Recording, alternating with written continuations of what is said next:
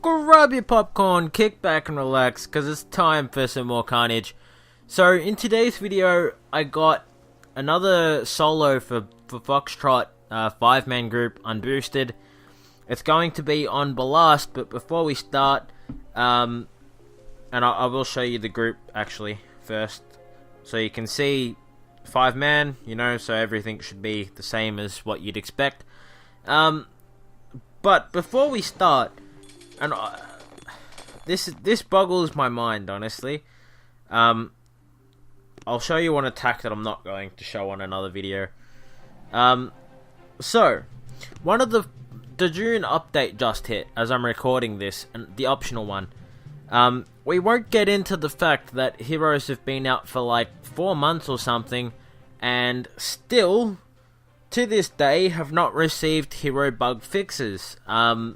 Despite the fact they've been promised quite a few times, despite the fact that the last update was supposed to fix it, despite the fact that an optional update just hit, which you'd think would fix them, but no.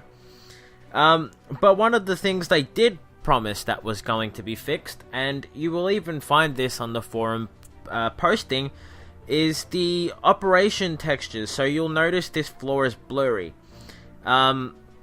That is supposed to be fixed, but as you can see, clearly is not fixed. Now, I am recording this from a Samsung Galaxy S5, which is an older device, I will give them that. But I do have a tablet, and my tablet is only 3 months old. Now, a device that is only 3 months old should not have any problems whatsoever with this sort of stuff, right? But like this device, same thing. And it's not just the floor. We'll see. You can see the landing gears here and the runway there, that's blurry. Let's see if we can find some signs or something. Well, there's none on this base, but usually you'll see like signs that are up, that are like next to these buildings and stuff. Those are all blurry too. So it's just stupid, honestly. It's just stupid. So I just wanted to vent my frustration a little bit over that. Because I mean, how hopeless of a team do you have to be not to be able to do that? But anyway, let's jump into this. So you'll see I only have 90... Whoops. You can see I only have 93% GBE. So I have actually been going to a more of a Power Stone chance layout, just so I can get some more power powder boosted up, because I would like to do some sort of a push at some stage. It's honestly, at this point, it's just time. That's the problem. I really don't have the time, and I only have like 1,400 powder. That's not enough for a good solid push. So, we'll get to the attack here. Here we go. So you can see the stats. Tank medic with Everspark. Now, Ballast is a pretty simple base, so you can see it up here. Slightly easier in the sense that these two aren't rockets and these aren't boom cannons. However, the approach I'm going to show you, I've actually gone to the trouble of attacking it as if these top two were rockets and these were bottom boom cannons. So, because honestly, this is how I used to tmed it, unboosted, back in the day. And I've always sort of done this approach. So you basically just clear the beach, all pretty standard stuff, nothing special. You bring your tanks over here, and honestly, I'm just bringing Everspark just because of the free critters. There's no real there's no real point to have a hero in this hit.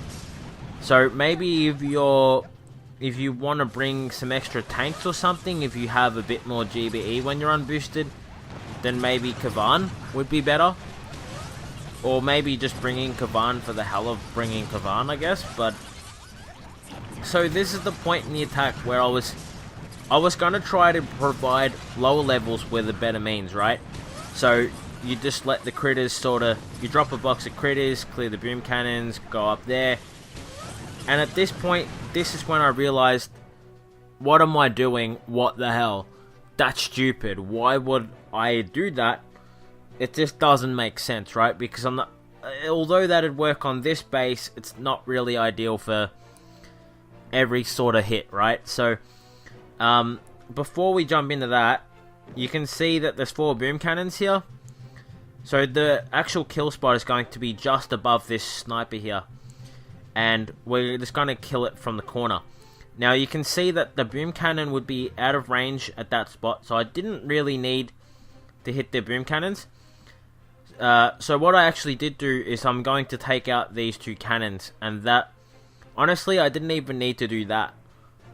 But the reason why I did do that was because this is the first time in a really long time that I've done that, and I couldn't remember the range that they'd sit at.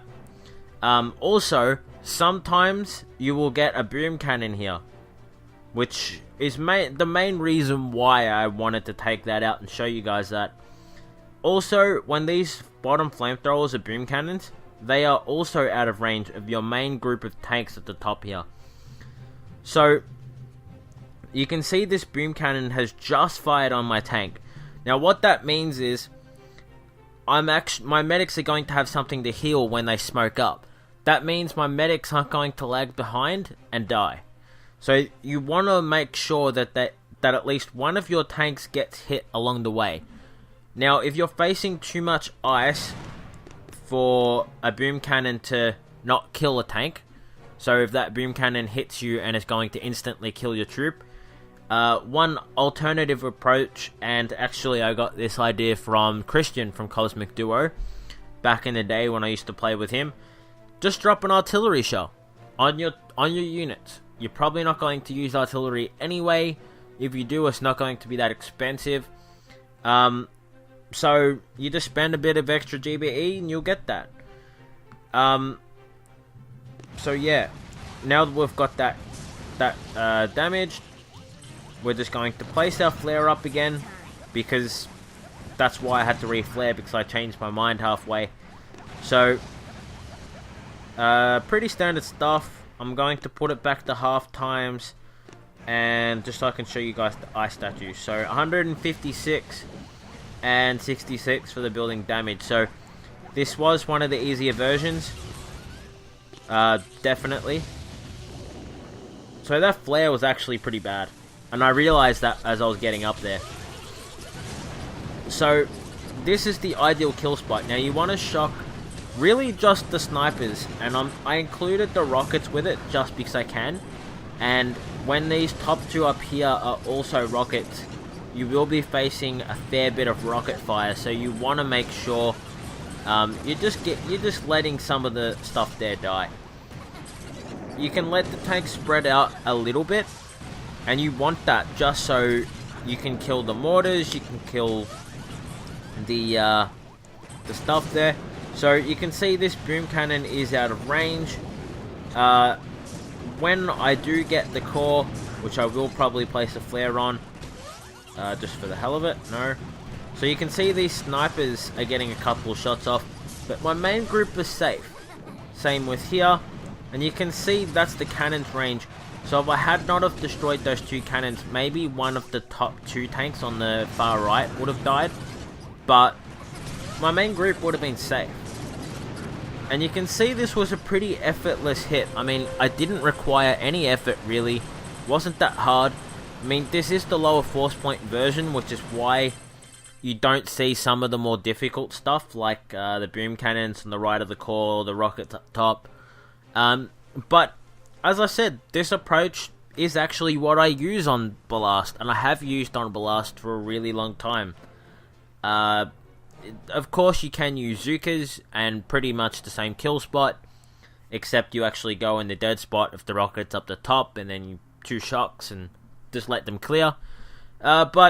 Or you can just 3 shocks and then go for a core hit, whatever works for you, I guess. But that's how I've always hit Ballast, and I thought it would be a good opportunity to bring this hit to the series for some of the people that maybe aren't as experienced with zookas as the rest of us. So I thought you guys might enjoy that.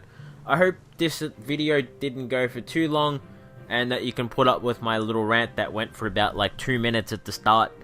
So I hope you guys enjoyed the video. If you did, smack the thumbs up button, tell me what you thought in the comments down below, and I'll see you guys in the next one.